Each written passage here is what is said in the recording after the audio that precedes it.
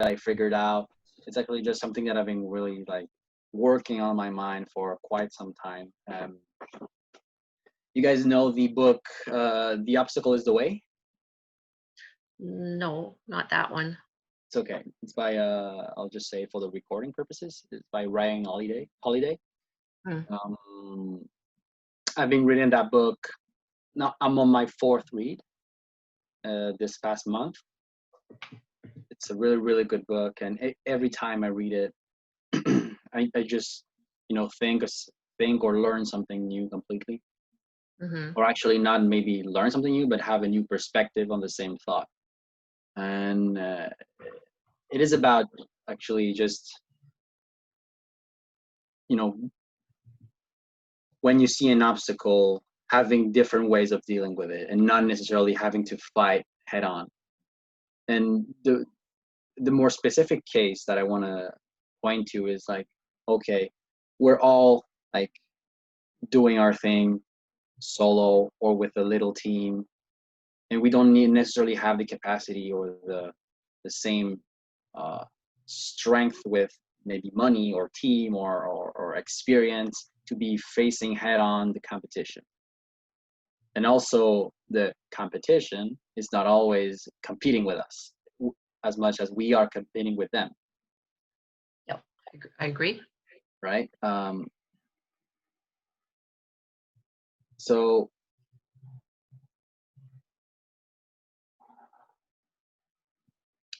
because I'm always thinking about like Gary is like the benchmark. Gary is like the competition, and I'm not competing with him at all.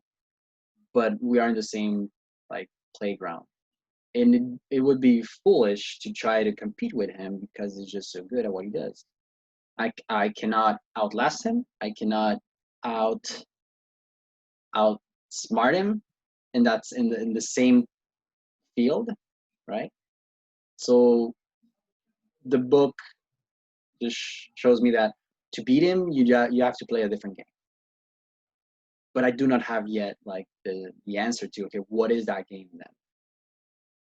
For now, my game has been I've been unconsciously playing a different game than him because I haven't been necessarily trying to compete in the media space. I haven't been trying to just create more video than him and better pictures than him and better quotes than him and all of that, or setting a better team. So I'm not only trying, or I'm not trying to compete in the better, faster, stronger side of things.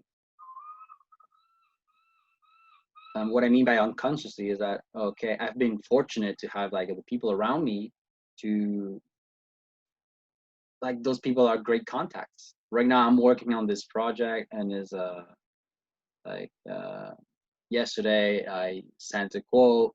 Tomorrow I'm meeting with the new teammate I have hired. um it's just like, I don't know where I wanted to go with that topic, but it's trying to think about obstacles a different way. I can give some more examples, like,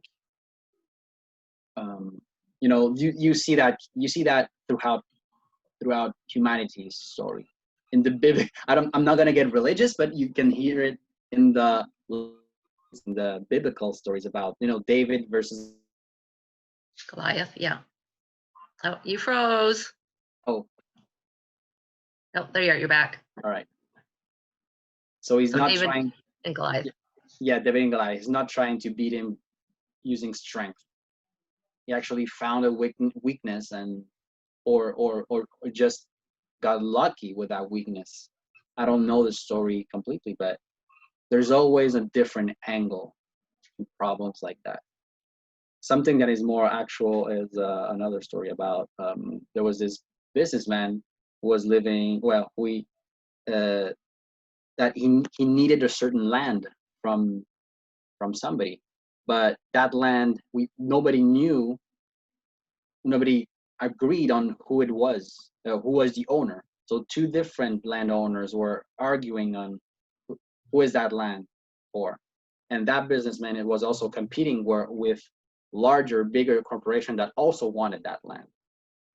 So the small businessman, what he did, instead of trying to go through the legals and understanding the history of the land and going through all that, where the big corporation wanted to go that way because they had the capacity to do that research. What the little entrepreneur did is he met with the two landowners separately and bought the land of, for the two of them. He bought it twice, He bought it twice, exactly. but he got it though. But he got it, exactly. Ah, So that is a story of just tackling an obstacle a different way. Not necessarily trying to compete on money or on, it's being different kind of smart. yeah. So thinking a little bit outside the box, right? But I was gonna say, if you are done to this point. Yeah, go. Okay. So when you were talking about competing with Gary Vee, for instance, and you know, because you know he's so much bigger, and so you know you're not gonna be able to compete at that level, which is fine. He is your competition in a way because you know you guys are in the same field, but he's not actually your competitor, because you also have to look at it as you have to I don't know, not fight your own battle, but you're in your own game right now, because you have to realize that he's been in his game for what, over 30 years, like 30 40 years almost, right? So he's been at it for so much longer. So you know, being persistent, of course he's going to be at the level that he's at, but you're just starting out, you know, around the same age, well, not around the same age that he had started, but you know, we'll say approximately the same age that when he started, right? And so you know, you're going to have to build your chops. You're going to have to, like, you know, start producing all the content, because when he started he had no content either, and it's just building. And because even he says that, you know, he put out content for, I don't know, like what, a decade, and saw very little results, right? And it wasn't after a certain point that all of a sudden it switched, right? It happened. For him, it was in a space of 1 year or maybe 2 or 3 years. The first year on YouTube, where he started one library, he saw absolutely no result in that first year. But then the second and the third week, where he just kept grinding, then it yield result. Yeah, and so that's the thing. So you know, you're not in direct competition with him, no, but you're following him. Like you have to look at him not as your competitor, but as a the guide, almost like a mentor without being a direct mentor. Like, you know, you're following him, right? I've just used the word competition because I wanted to picture him a little bit like the obstacle. He is the person to beat when it comes to social media presence and website and web presence. Not necessarily in terms of technical skills or in terms of the kind of clients he's get or client or projects, because he's not the best out there. Yeah. Okay, he's not. Let's just be true.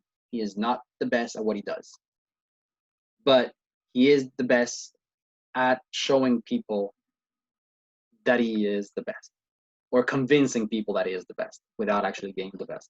Well, he's got the vision. That's what makes him good at what he does, whereas the other people have more of the technical talent, and he's got more of the guidance, like the visionary, you know, to point these people. And that's why he's got that team. So he knows that these people are the best at specific things, and so he takes the best of the best, and then he uses them to create this huge thing of his, right? And so, you know. Yeah. And what I wanted to point out is that there is multiple battlefields possible. Yeah. There are multiple possible battlefields. And I don't think I can. No, I'm not going to say that. Scratch that. It's not that I don't think X, Y, Z. It's just that perhaps there is like a different way of thinking about that. I am still going to push that route where content is going to be something that I'm going to be like doing more diligently and for myself, and because, do you remember Constantine when he came here and said, "Oh, I want to try like to use more of the Gary Vee model, content model," and that.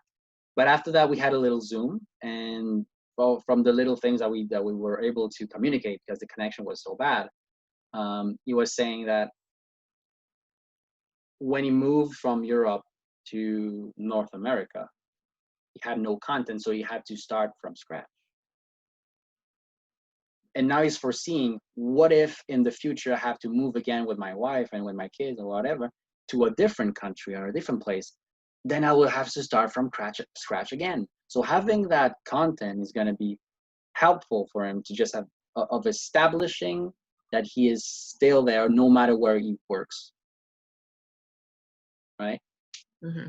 So that content, he just sees the content that way, as a strategic decision. And I'm like, yeah, that is the right way of seeing it. It is a strategic decision, not necessarily 100% client acquisition thing.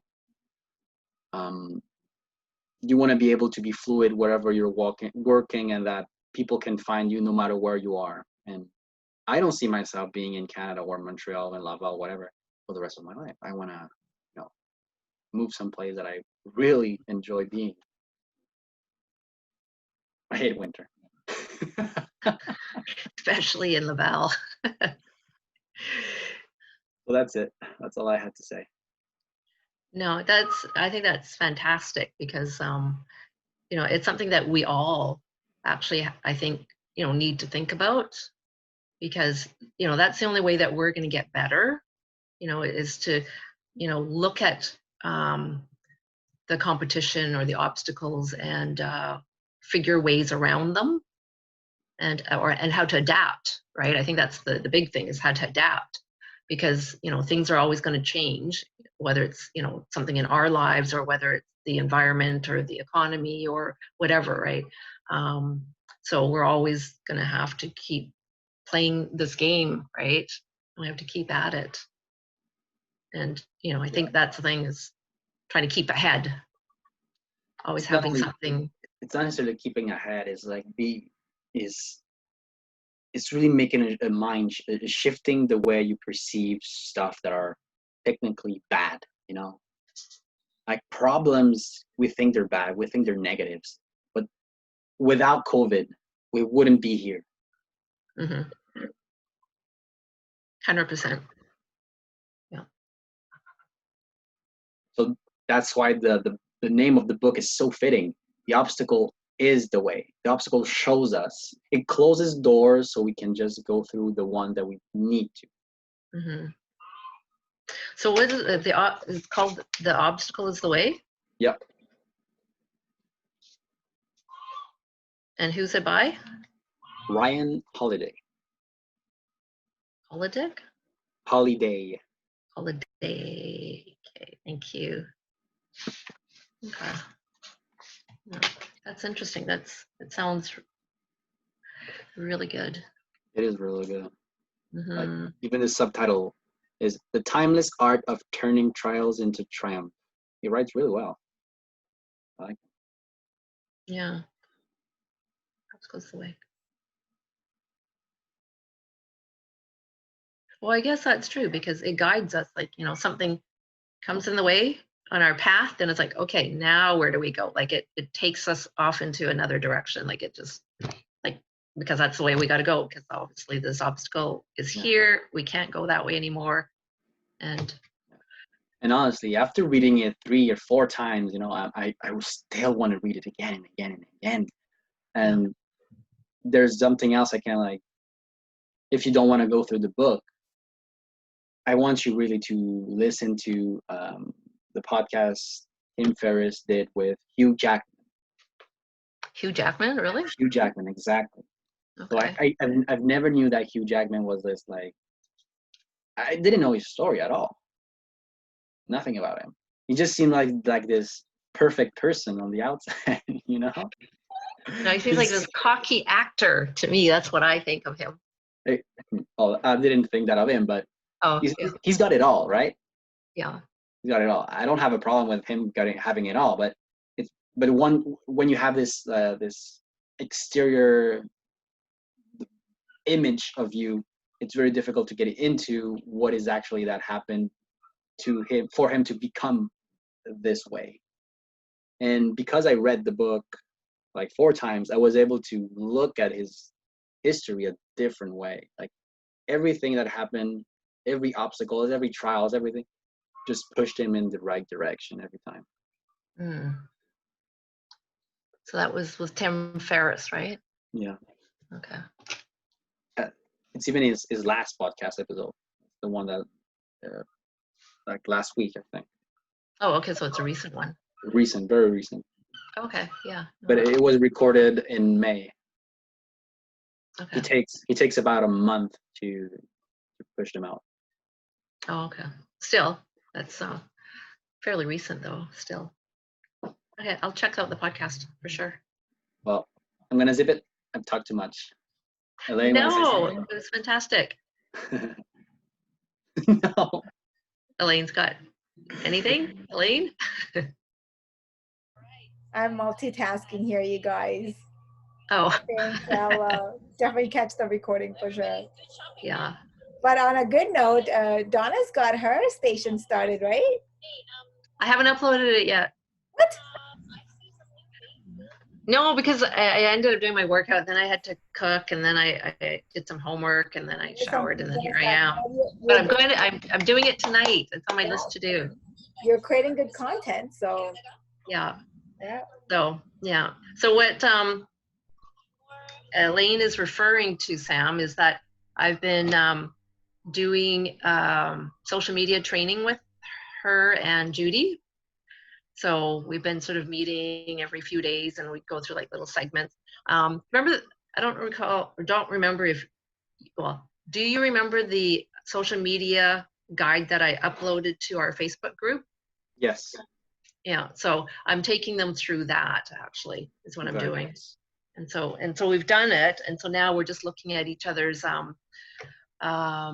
posts and things like that, just to sort of, now that we've got an idea of what we should and shouldn't do, or what things that we should look for or be aware of.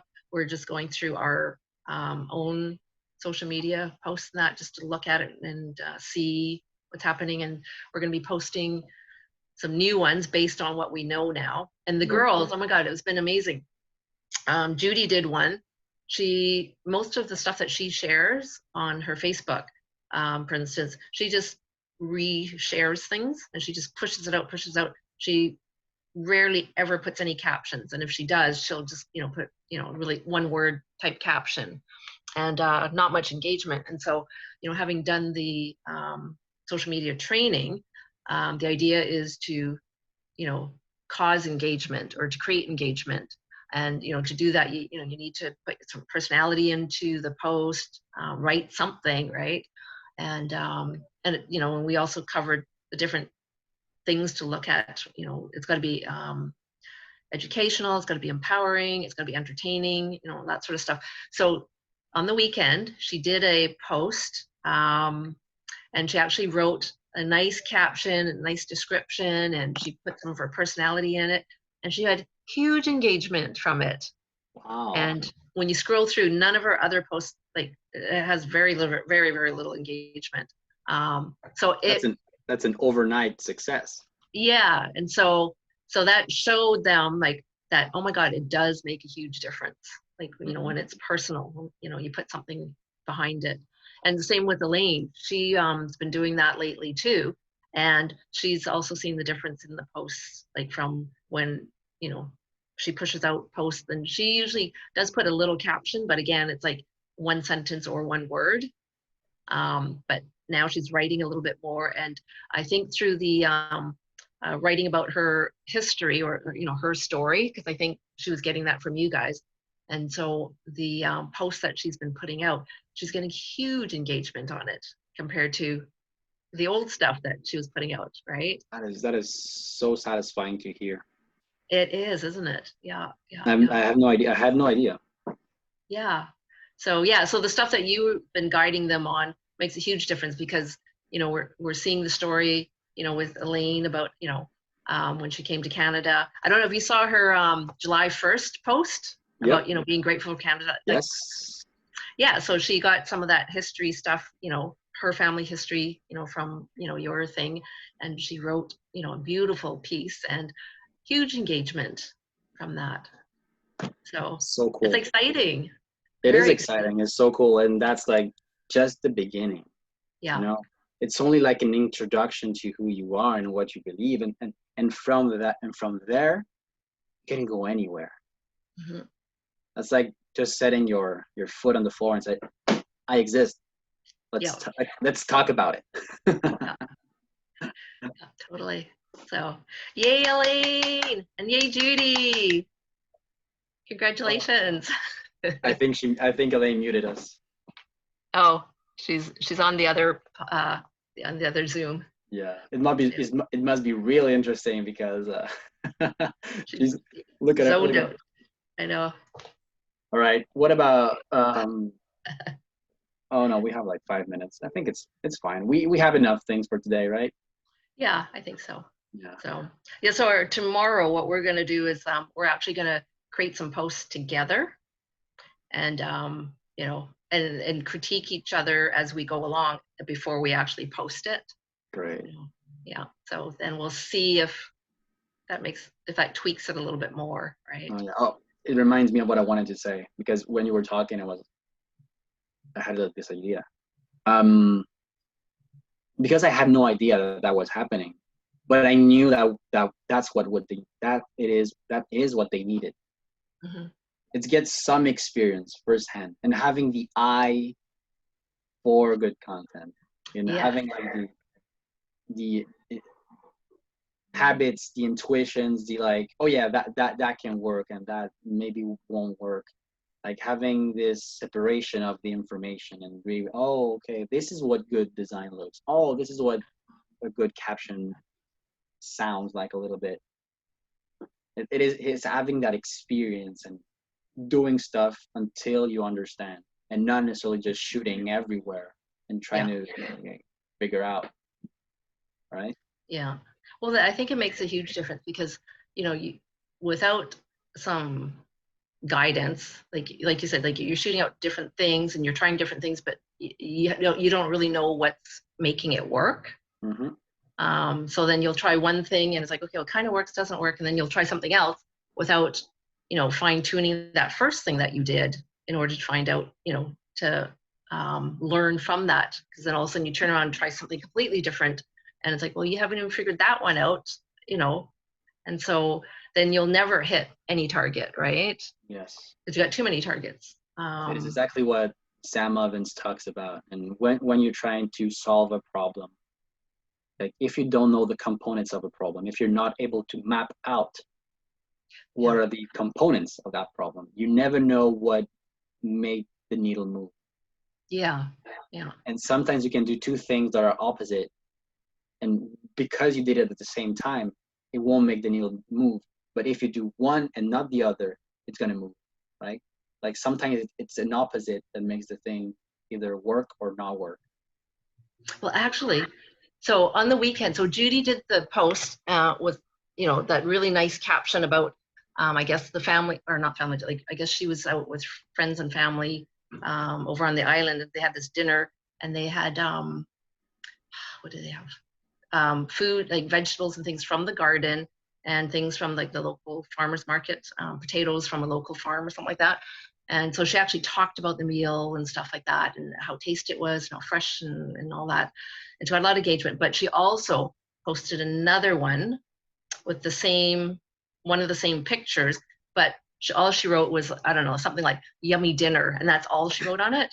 And she sent it out, like, I think about an hour or so apart. And so the one that just said yummy dinner with the picture on it, it only got like a couple of little bit of engagement. And then the one that she wrote about, like, oh my God, this was so flavorful and it was fresh and it came from our backyard and that one got so much engagement. And so not only did that one, produce a lot of engagement because of, the quality of the post, but it was actually virtually like, a side-by-side comparison, right? Like, exactly. And so that actually validated that. Yeah. I'm looking at it. I'm looking at it like those two posts. Yeah. One after the other. Yeah. Isn't that crazy? Yes. Big difference. And you would think that the second one, you would think that it's better. And you would tend to, some people would tend to think, oh, but there's two images, there's some design layout, there's a nice properly written thing in the middle. It's supposed to create engagement. Yeah. No, that's not it. It's not always about the design. No. It usually isn't about the design.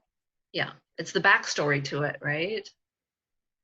It is the reason for that design. Yeah, yeah. So, and also yeah. people that follow Judy, maybe friends and family and other acquaintances, you see that for the first time and you say, well, I'm not used to that type of content that Judy just shared. I don't know what I'm supposed to do with it, like interact or not. And then you have something that is very seamless, a nice picture of food. Mm-hmm. Like there's nothing wrong with the picture, it's great, and then a nice caption design with a story. This is exactly how you would talk to somebody if you showed them just a picture of anything that happened in your life without making any alterations. Yeah.